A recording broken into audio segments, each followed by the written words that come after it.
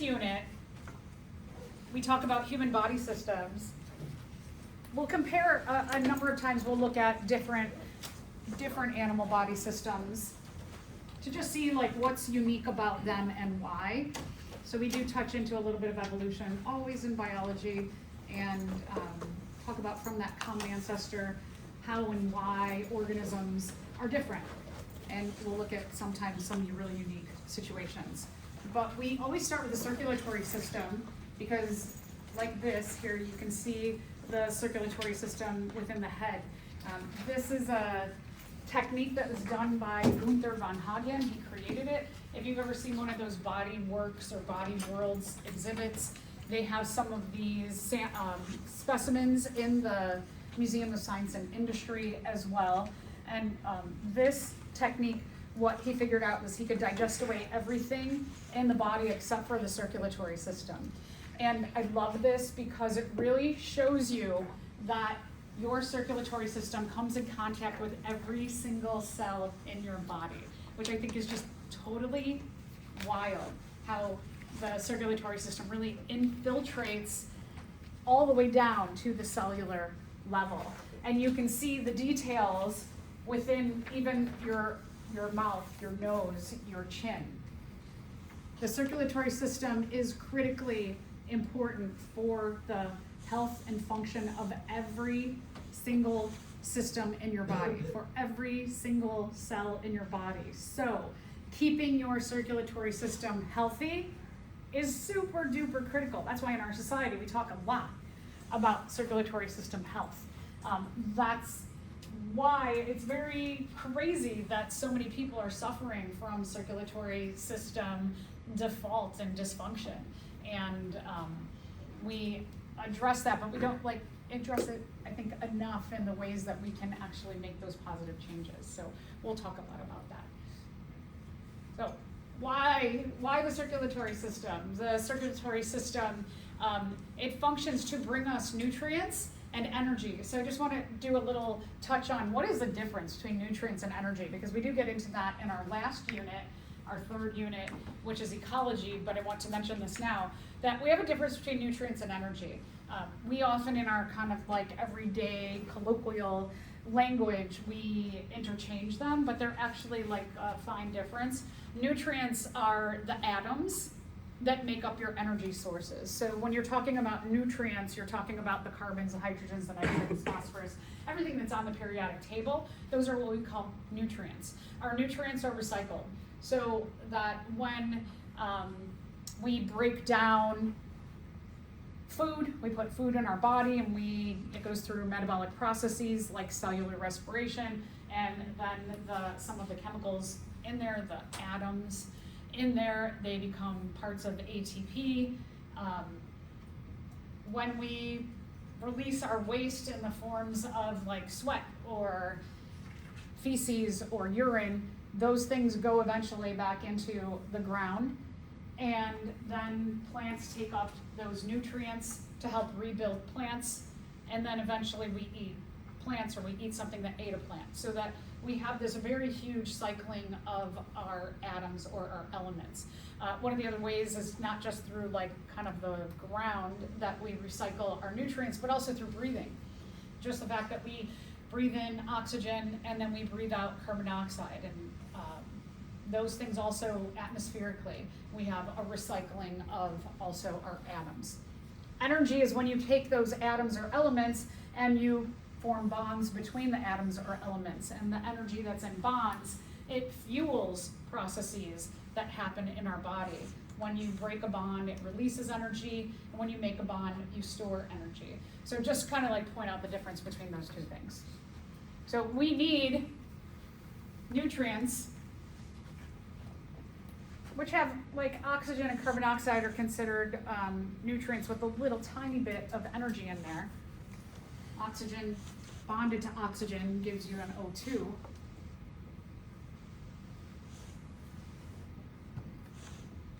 And carbon bonded to two oxygens gives you CO2. But other things like our energy sources, like our food sources, we have hormones, we have waste products. All of these things are transported around the body by the circulatory system. Without the circulatory system, we wouldn't be able to use oxygen to efficiently break down our energy. Hormones are important messengers that will tell us, tell certain organs, tissues, or cells, hey, you're gonna do something big. And they stimulate that. And then, of course, we want to get rid of the waste products of utilizing all of these things. And that's what our circulatory system does. Now, our circulatory system doesn't do this alone. Our circulatory system can get these things out to the appropriate organs, tissues, cells, so that it works in conjunction with the rest of our systems to make us function and maintain our homeostasis, or make sure that we're kind of like at a healthy, regulated place in our body. So, circulatory system. Circulatory systems in general, they have three main parts. They have blood, that's the vehicle that transports all of this stuff around.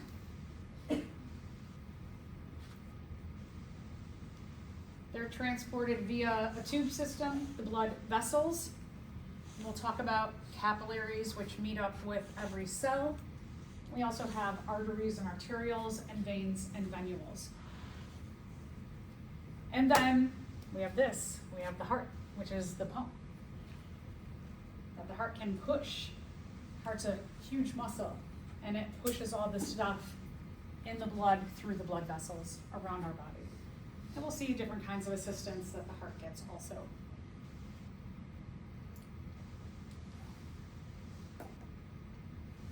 All right, so a little bit about the heart. The heart's a muscle. The heart, the way that muscles function is that they contract and they relax, and they contract and they relax. And we can feel this process of our heart contracting and relaxing. If you take your fingers and you put them on your carotid artery in your neck, you can feel contract, relax, contract, relax. You can feel the pumping of the blood from your heart up to your head. In our heart, we've got two main parts. So on our model here, you've got these little flappy things. These are what we call the atria. And then the more muscular portion of the heart and the lower part, these are the ventricles. What we know about the flow of blood is that blood flows down from the atria. So now that I open up the heart, you can see the chambers of the heart. Blood flows from the atria down to the ventricles, and from the ventricles goes out to somewhere else in the body.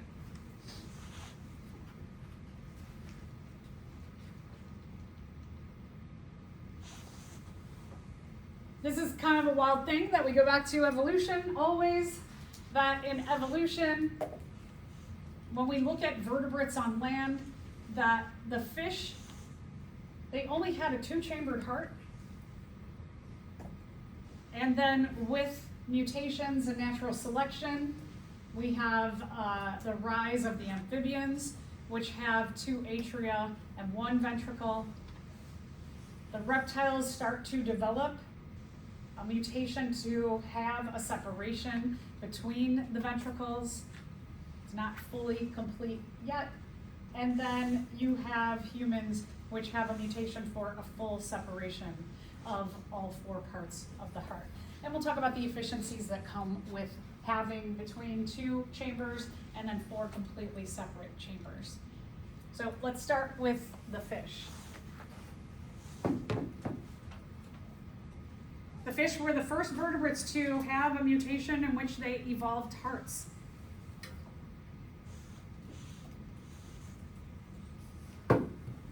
This is key in efficiency because now your cells don't have to try and figure out how to either extract oxygen and let go of carbon dioxide within just like a bloody opening inside of their body. They have the ability to pump that blood around the body. Blood goes from atrium to ventricle, always top to bottom, down atrium to ventricles. Fish are unique in that they have gills instead of lungs because they are breathing underwater.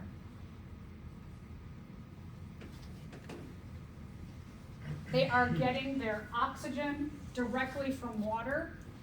Carbon dioxide is directly released into water. We see an evolutionary connection to these early first heart animals in our development, that when we are developing in the uterus, we are in amniotic fluid and we are breathing fluid. So if you remember back from last unit, that in the early stages of embryonic development, like organisms that come from a common ancestor have very similar embryonic development. And so we do see that gill connection with the first hearted animals to our own development. Okay, so let's go back for a second here. So blood flows from atrium to ventricle. Blood goes through the gills where the blood will drop off carbon dioxide that was collected from the process of cellular respiration in the back of the body. In the gills, drop off carbon dioxide, pick up a bunch of oxygen. And then you can see here that the blood vessels, they do go out to the brain and head area. So here and here, they'll go out and then come back. So there is a circle or a cycle from the top of the body. And then also you have blood vessels that are going to start to stretch all the way back to the back of the body. When the blood comes back through, it's high in carbon dioxide, and then it goes through the heart again, which isn't the best design. And then it goes and gets oxygenated in the gills. You do see here, there is a little branch that'll come back to the heart, so bringing the heart its own supply of oxygen, and then all of these are going to come back and merge back in here. And so you get this mixing of both oxygen and carbon dioxide in the heart. And we'll talk about that in just a minute, and why that might not be the best idea. Fish, eventually there are mutations and natural selection that happens that give rise to the amphibians. As I mentioned before, the amphibians have a 3-chambered heart, which is made up of 2 atria and 1 ventricle.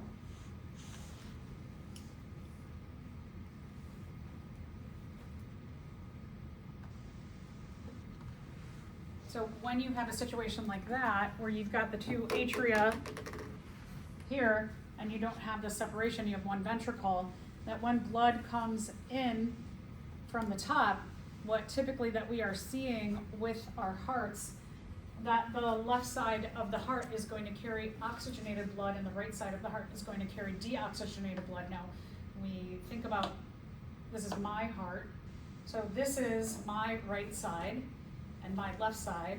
So here we get the deoxygenated blood coming in from the head and the rest of the body, and oxygenated blood coming in.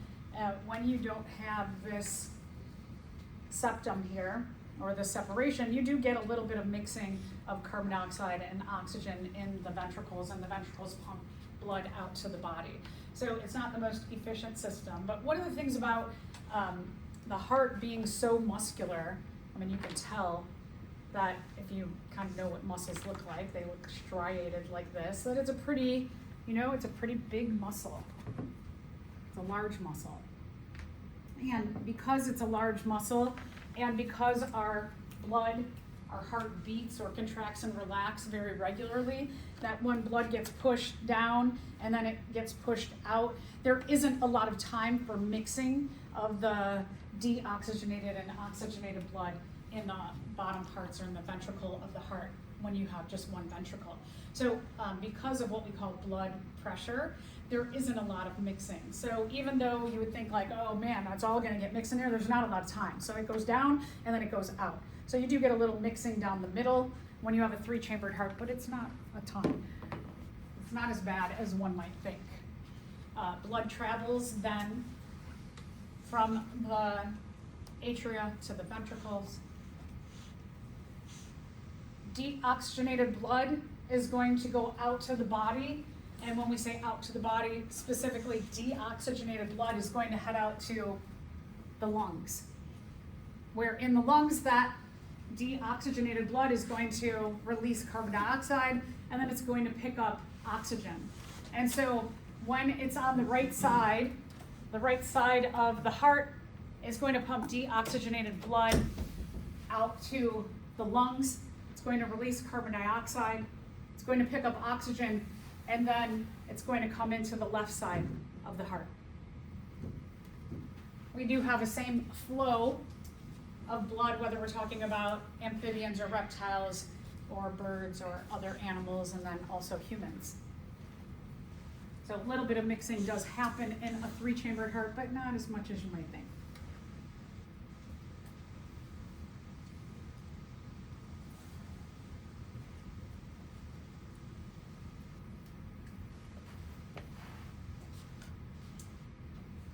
Amphibian and reptile heart. So as I mentioned before too, that in the amphibians there's only 3 chambers, but the reptiles, they have been having the evolution or the selection for a mutation that's starting to make what we call a septum. We have a full separation or septum here, and theirs is coming along because that is definitely selected for. That when you have a strict separation between your deoxygenated part of your heart and your oxygenated part of your heart, then it allows for a higher content of oxygen to get out to the body. It allows for a higher content of carbon dioxide to be released in the lungs, and that is hugely beneficial for our metabolism. And if you remember back when we talked about evolution, that an enormous benefit of our metabolism was when oxygen started to get pumped onto the earth, and mutations happened where we had organelles, the mitochondria, could take that oxygen and could help us break down our food, and we could yield more little tiny ATPs so that we could have more efficiency in the breakdown of our energy sources. And so one part of all of this kind of simultaneous mutations that happened was not only that we had the mitochondria, but eventually when we start to have like another billion years later, when you have the evolution of animals and you start to have the evolution of these mutations that add up to a heart structure, that when you start to get the separation of oxygen and the way it's pumped around the body, that even enhances the actions of the mitochondria. So just wild things happening in evolution along the years. All right, so 4-chambered heart, it really, really supports a higher metabolic demand. And this was so great for especially the mammals, the birds, the reptiles, the amphibians, everything that was around in a small size that was favored to be small for all of these groups when the reptiles were running around and big and taking over. And when the reptiles had a mass extinction, then we have adaptive radiation that allows for the rise of the mammals and the birds and then all the small reptiles and amphibians. And we need to support a metabolism that could allow us to go from where we were as small organisms to growing in size and populating the earth. So again, full separation of the heart allows us to support that high metabolic demand.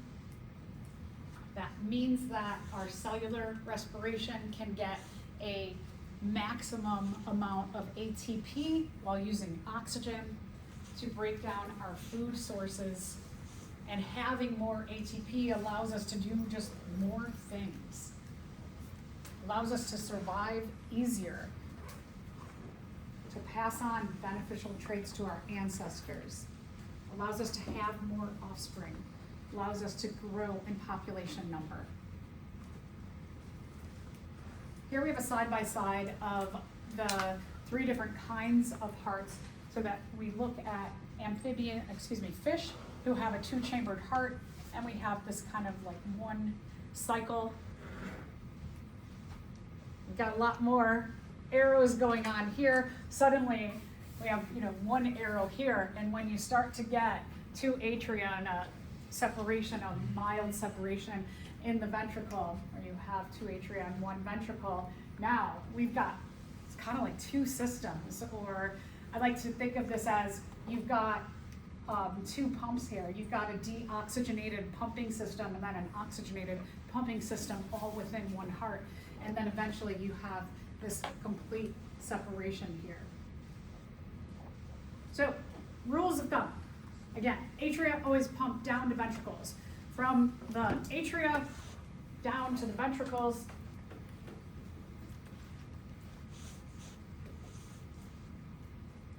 this is my heart. So my heart, this is my right side. This is my left side. So I'll be referencing that. So like when you're taking a practical and you walk up to this heart model and it says what chamber of the heart is this, you have to think like, oh wait, okay, so that's the right side of this heart. So you have to be that animal's heart. So this is my right side, your left side, right? So we're talking about my heart. All right, atria is pumped down to the ventricles. Here's your atria up top, and then pumps down to the more muscular chambers of the heart. When the ventricles contract, blood goes out to the body. This is important to remember. Arteries go away, artery away, artery away, artery away, artery away, arteries go away. Arteries pump blood away from the heart. Arteries do not always carry oxygenated blood. So don't go by that, because a lot of times I think like in our younger years, the teachers will be like, oh yeah, arteries pump oxygenated. It's not always true. And we'll talk about a couple of major ways that they don't. Veins, so arteries always go away from the heart. Veins always bring blood back to the heart. Remember this, because I will bet there will be a question on your exam that will say, arteries always blank and veins always blank. And the answers will be away and to, and you'll get it correct. But if you put arteries always carry oxygenated blood, veins always carry deoxygenated blood, you are not going to get that correct. So make sure you maybe circle this, star it, and make sure you remember that. Blood gets oxygenated in us. We have lungs. Once we get through the circulatory system, we'll go through all the other systems that the circulatory system services, and we'll talk about their specialties and what they do. So we will get to respiration also. So again, I like to consider the heart two pumps. You've got a right pump and a left pump. The right pump carries your deoxygenated blood. Your left pump carries oxygenated blood. We'll always start with the right pump and then we'll move to the left pump. They do work simultaneously though. So let's start with our right pump. The right side of the heart, it pumps deoxygenated blood.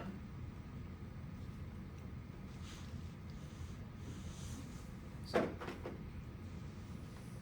this is where we start, the right atrium. But to get blood into the right atrium, what we have is we have this very large vein here.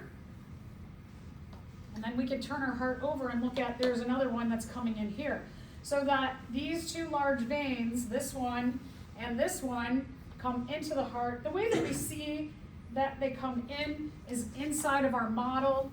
There is these two little black dots, which indicate that those are holes that come from here and here. So these two are pumping deoxygenated blood into the body. They're called the vena cavas. Some people call them the vena cavas, whichever way you want to say them. I always call them the vena cava. Well, I don't always. I think I mostly call them the vena cavas. You have an upper one that comes, and you know, one of the things that it comes out of the top of the heart, and then you can see these two branches here. So imagine this, that the top one, which is called the superior or anterior vena cava, that now it's got these two splits, and the way that those two splits work is they go from here and then they go up, or sorry, oh my gosh, they come down the jugular veins. That in your neck you have two sides to your pumping into and down from your brain, that you have a jugular vein on each side of your head. They're pretty large, because your brain is really, really important, right? Getting getting oxygen to your brain, getting energy sources to your brain is critical because our brain controls the rest of what our body does. So you get this whole like bringing down of a lot of carbon dioxide from the brain itself, from jugular veins to the superior or anterior vena cava. This one here comes from the rest of the body. So what we have happening throughout all of our body is that you've got a series of veins that come from your arms up into your, what we would call the posterior or inferior vena cava, and then all of your organs here, your pelvis, your legs. So that everything, all of your body parts will have smaller blood vessels that will merge with this.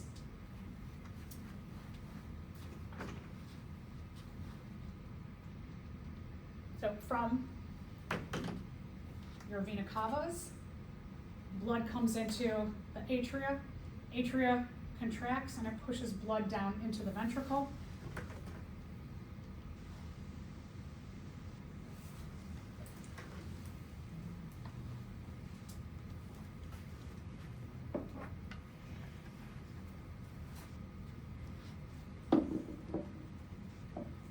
So in looking at our heart, I know I have it open here, that this right here, this is what we call the pulmonary artery, or it'll break into arteries here, here, and here. But the main part of it is right here. And so if I look at the inside front of my heart, that when I'm taking a look at my right side, my right ventricle, which will be here, that we have the ventricle, blood pumps up here, and then to here, and then this connects to the smaller branches of your pulmonary arteries. So from this here comes out, goes to my left lung, then it sneaks underneath all of this here, and we have a section of our pulmonary artery that goes to my right lung. On our heart, when you see the color coding of blue, it means that this blood vessel carries deoxygenated blood. We have an artery that is going away from the heart that carries deoxygenated blood. So here's a major way that defies that idea that arteries carry oxygenated blood. The pulmonary arteries do not. So remember that. Again, pulmonary arteries, here is a branch going to the left lung. Here, these branches go to the right lung. The right lung's a little bit bigger. Why do you suppose the right lung, my right lung, is bigger? What does the left lung have to compete with for space? Yeah, the heart itself. So our right lungs are bigger. Our right lung is bigger because it has more room over here. This has got the heart and then also lung. So you've got these two little branches here, one big branch here. These are the pulmonary arteries. They take deoxygenated blood out to the lungs. So our right pump has done its job. Now we come to the left pump. So from these here, the pulmonary arteries, we get dropping off of carbon dioxide. We're going to pick up a whole bunch of oxygen. And then we're going to come to the the left. We're going to our left pump. We're coming to the left atrium. The left pump carries oxygenated blood because blood just got into the lungs. So in the lungs, pick up a whole bunch of oxygen, drop off all that carbon dioxide. Our chamber that we start with, we have the left atrium here But we have to have blood come back from the lungs. The pulmonary veins are going to do the opposite of the pulmonary arteries. That here, if we look at our left atrium, you've got 2 red blood vessels. Red means they're carrying oxygenated blood. And then from my right side, I've got these here. So I know sometimes it's like convoluted. You've got so many things going on to bring blood to and away from the heart. And so these and these, they're called the pulmonary veins. Inside of my atrium, so there's 4 dots. And the 4 dots inside of my left atrium represent blood coming in here, here, here, and here. And so all of these are coming into the right atrium. The right atrium is going to contract and push blood down to the left ventricle. Did I say right? The left atrium? I did? Look at me. The left atrium contracts, pushes blood down to the left ventricle. Blood then gets sent to the aorta, one of the biggest arteries in our body.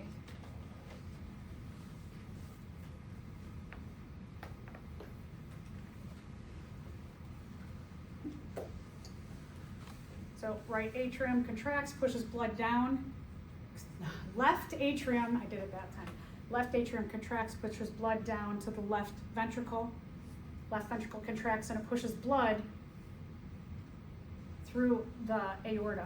Now, the aorta, what you can see at least on the heart model, it's got a branch here. This branch here, it's going to come about here, and then it's going to separate, and it's going to go into the carotid arteries. It's what you're feeling when you feel your pulse in your neck. You've got it. You can feel your pulse in your neck on both sides. So you have 2 branches of your carotid arteries that go bring oxygenated blood, nutrients up to the brain. You've got 2 other branches that are going to go out to the arms. And then it continues on here. The aorta, it's not only like big in structure, but it's really long. The aorta goes like this, and behind our heart, it doesn't, stop like that, but it continues on. It sits on top of our spinal cord, and it runs all the way down your body. Your aorta is like this long. Yeah, so a lot of times we just think like the aorta. We call this the aortic arch, but it continues behind the heart and goes all the way down. Where along the way of going all the way down, it starts to break off. The arms becomes the subclavian arteries, and then it'll go down and it starts to do these little branches off of this main area. And then in the pelvis, it becomes the iliac arteries. You have all these little ones that come off here, and then the iliacs are the 2 major ones that start to go into your legs. So the aorta, one of the things about the aorta is because it is pumping so much blood through your body that it can often get damaged more easily and over time. And we'll talk about what happens then later when we get into the heart issues. But sometimes you'll see that people who have major heart issues, they also have issues with their, what we call dorsal aorta. So think about like a shark, the fin on the back of the shark is called the dorsal fin. It's called the dorsal aorta because the aorta really runs on top of your spinal cord. It runs down your back. It sits right on top of your spinal cord. Okay, so now we're going to run through this same flow of blood with pictures that you have. Okay, so we're going to look at the right side of the heart. On the right side of the heart, blood coming into the right atrium, you have the superior or anterior vena cava. Superior means like higher. Anterior usually refers to like a head area. We can call it either one, superior or anterior. Sometimes people will call it the superior anterior vena cava. It's a good way to remember it. So that's coming in from the top into the right atrium. And then you have from the bottom, this is another one, the inferior vena cava also runs on top of your aorta, your dorsal aorta. So when you dissect the pigs, you'll see the spinal cord, you'll see the dorsal aorta, and then you'll see the inferior vena cava. And you have these three large tubes that sit along the back of your pig. Same with us. The lower vena cava, it's called inferior, so I like to think superior, higher, inferior, lower. If you're not can't remember what anterior means, posterior, think like butt, your posterior, that's the bottom. Posterior means bottom, anterior means head.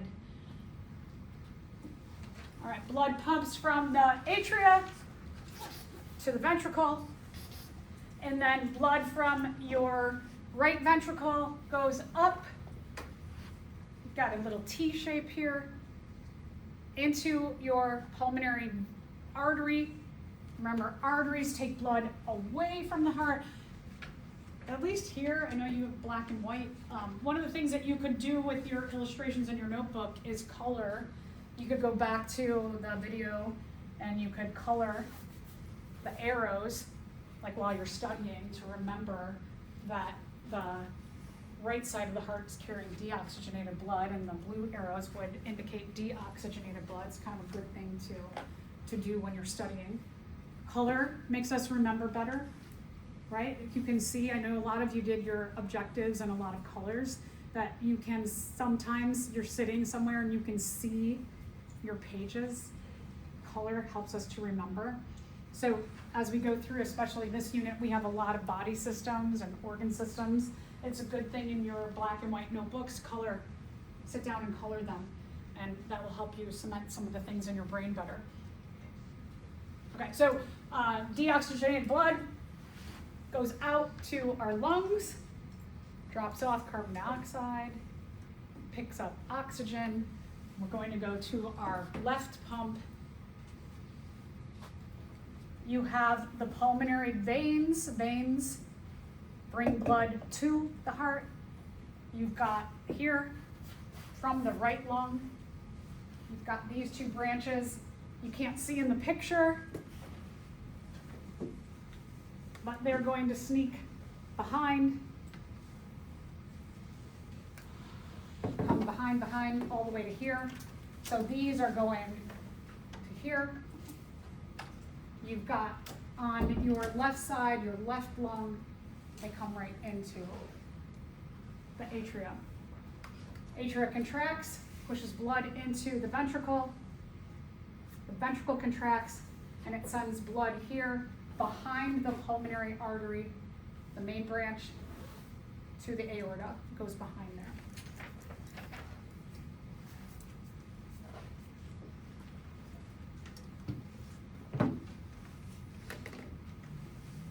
And the dorsal aorta, you can see it cuts off on our model here.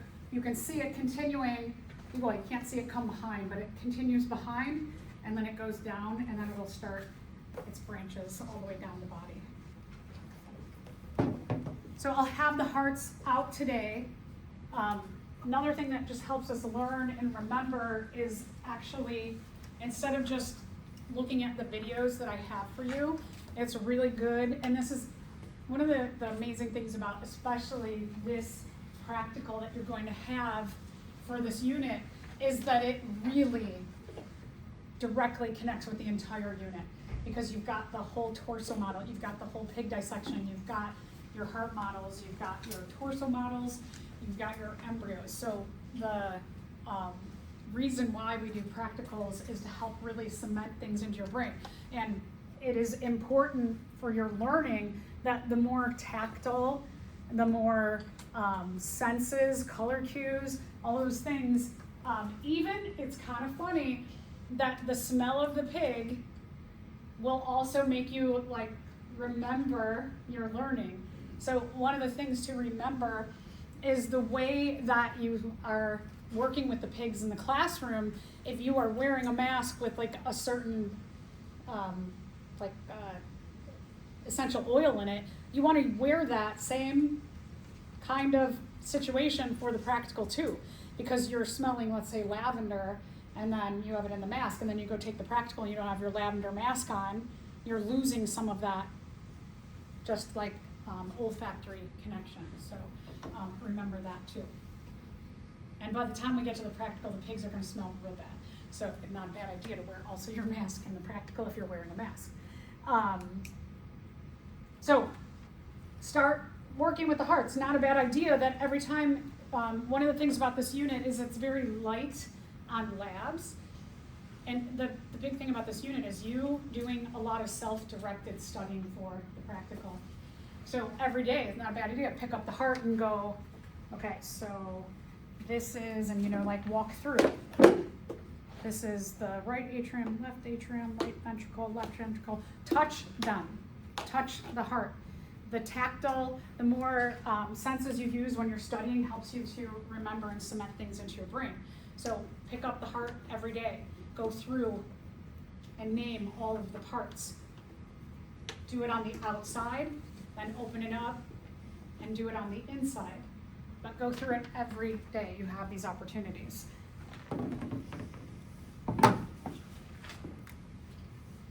All right. There's other parts of the heart that are really important as well. Between the atria and the ventricles, you have valves that ensure or aid in pushing the blood down.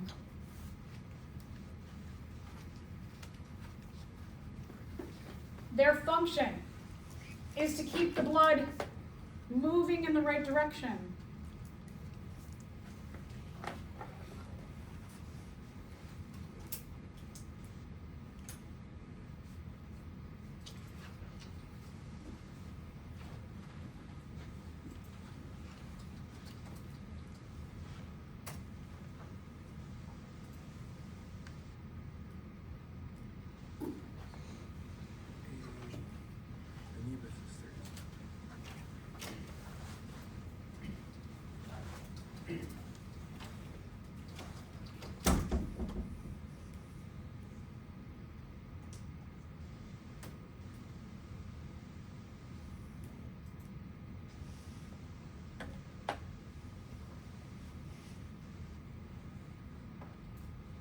As the left atrium is filled with blood, it contracts.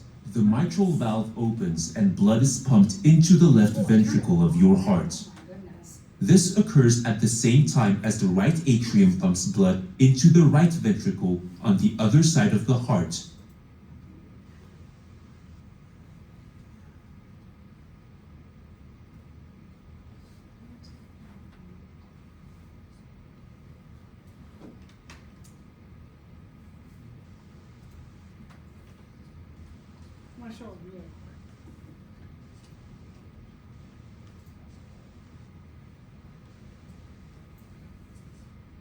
Okay, so there's an AV valve. Oh, it's gone. There you go. And so it does that. It's keeping the flow of blood going downward. That's what those AV valves do. Just to show you, I'm sure you've seen something like this before.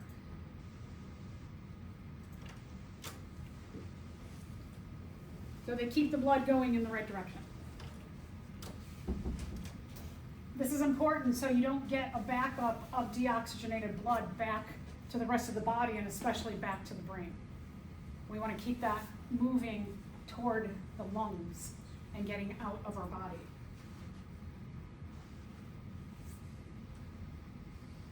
Oh, and then the names of them, sorry.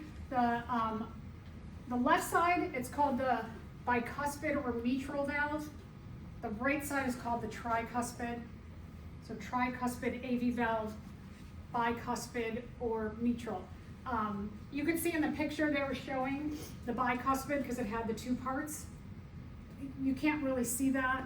It's not clear, especially on these models. So the way a student told me they remember tricuspid because it's close, T is close to R in the alphabet. So that tricuspid is on the right side, T and R go together. And left, these letters are in the lower part of the alphabet with L. I don't know if that helps, but that's what somebody said, that helped them remember. We also have other valves called the semi-lunar valves, which function in the same way. They keep the blood moving in the right direction. These are a little bit more moon-shaped. So that's where lunar comes from. When you have the crescent moon, these look a little bit more like moon-shaped, like crescent moon-shaped. You have them between, these happen from the ventricles to the pulmonary artery and the left ventricle to the aorta. So the AV valves are going like down and the semi-lunar valves are going up and out. The heart has its own set of blood vessels. These are called the coronary arteries.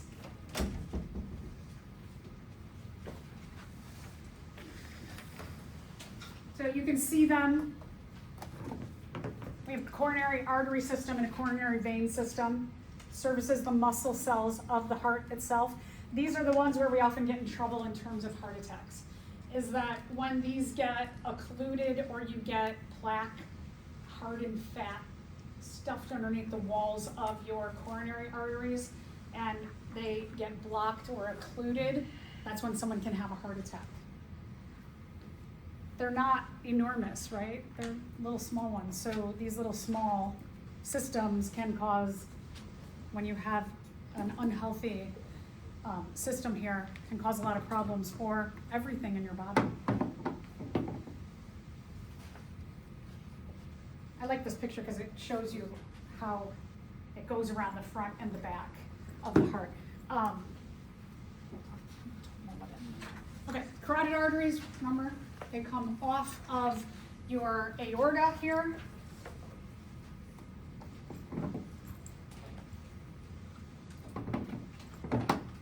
Carotid arteries go from your aorta, split up to your brain. You feel them in your neck.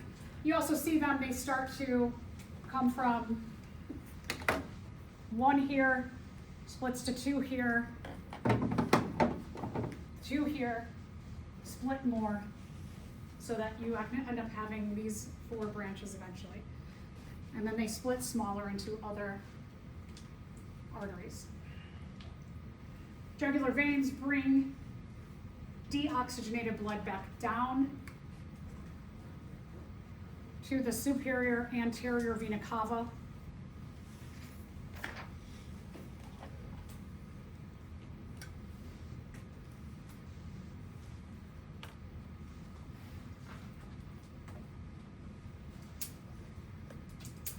You've got them in both sides, and they come and they merge.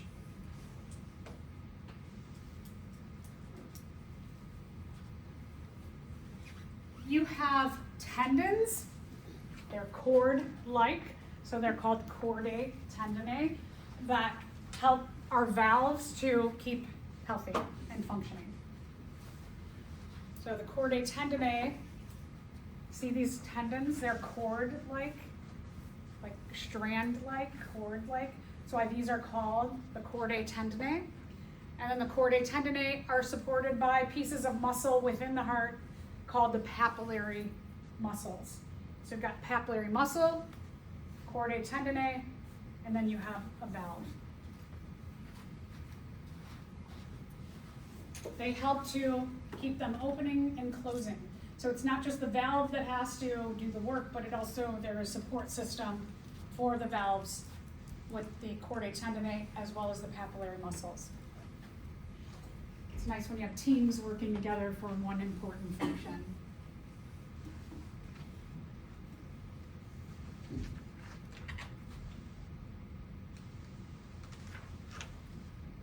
and the papillary muscles, they help with contraction and relaxation to pull on the chordae tendineae, which pull on the valves.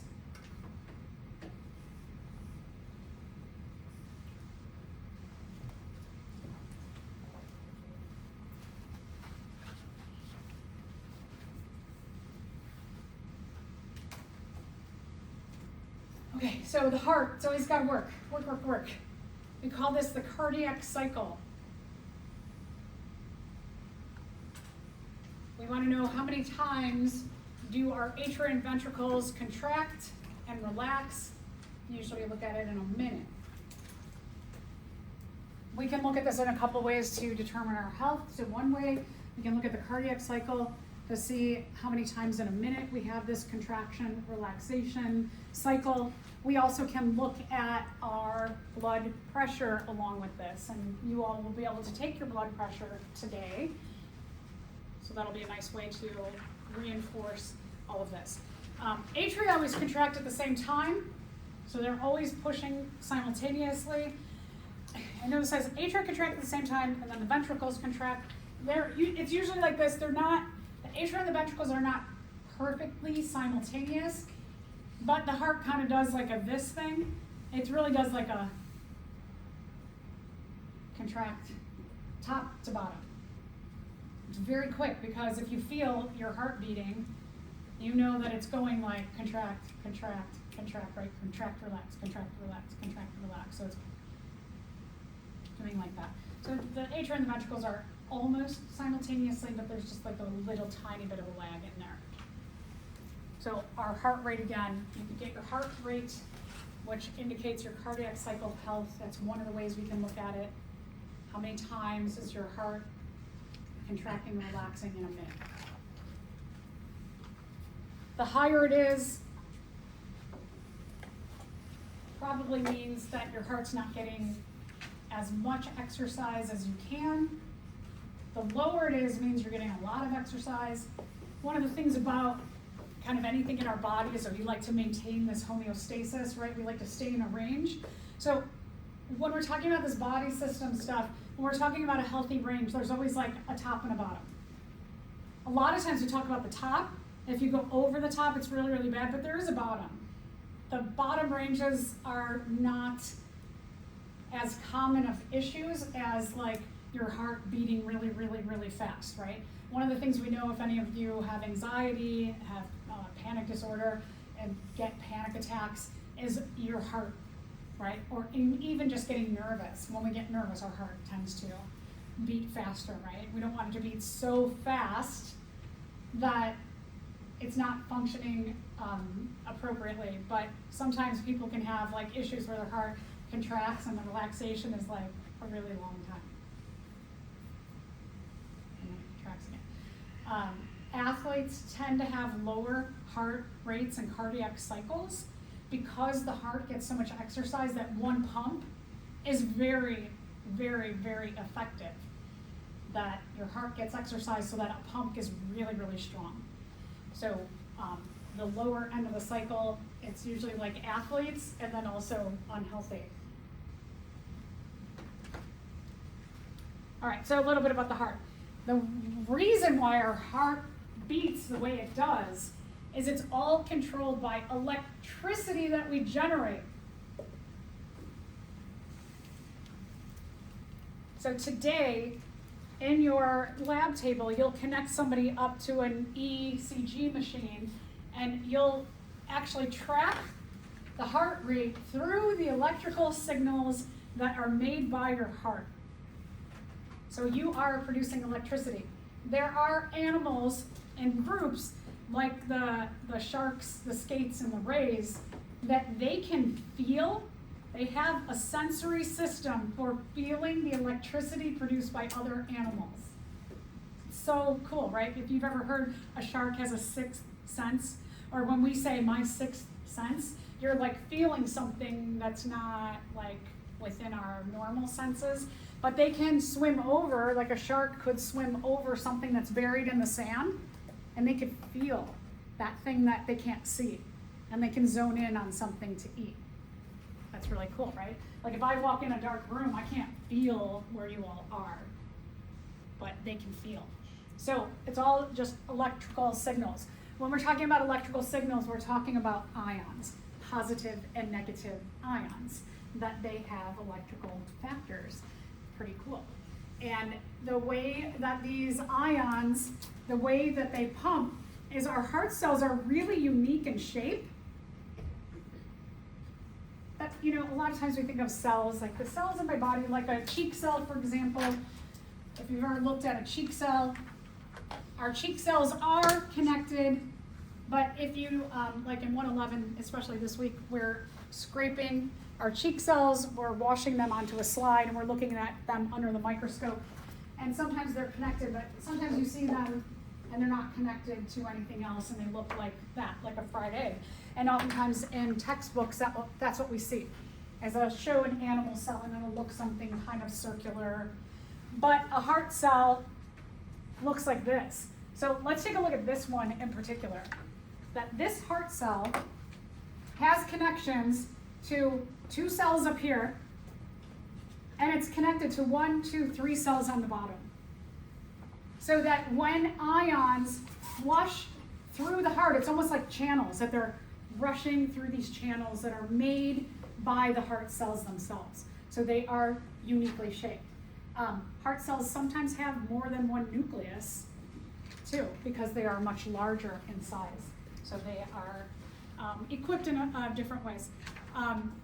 The way, one of the things about our hearts is that we have a pacemaker. So when someone gets a pacemaker, it means that your natural pacemaker is not directing the flushing of the ions, therefore the contraction and relaxation of the heart appropriately. And when someone needs a new pacemaker, because your heart pacemaker may be saying like, push, push, push, push, relax, push, push, push, push, relax, and you get these like erratic heartbeats. So we have a natural pacemaker, but you may need to get that like helped out by having an electronic thing put into your body. When your heart does this like flushing of ions through it, we can track this, and you'll track this today on your ECG, your electrocardiogram. The typical healthy pattern looks like this, where you have a little bit of a flat area, you have a little bit of a hump, it goes down, it spikes up, it comes down, goes a little bit up, little flat, little hump, relaxation period. So that you have this, what we call a PQRST wave. And that's what you're going to look for with your electrocardiograms today. You only have to hook one student up to the electrocardiogram. When you hook them up, you have what are called leads, or they're stickers that are connected to wires. And when you put your leads on your student of choice, your stickers are going to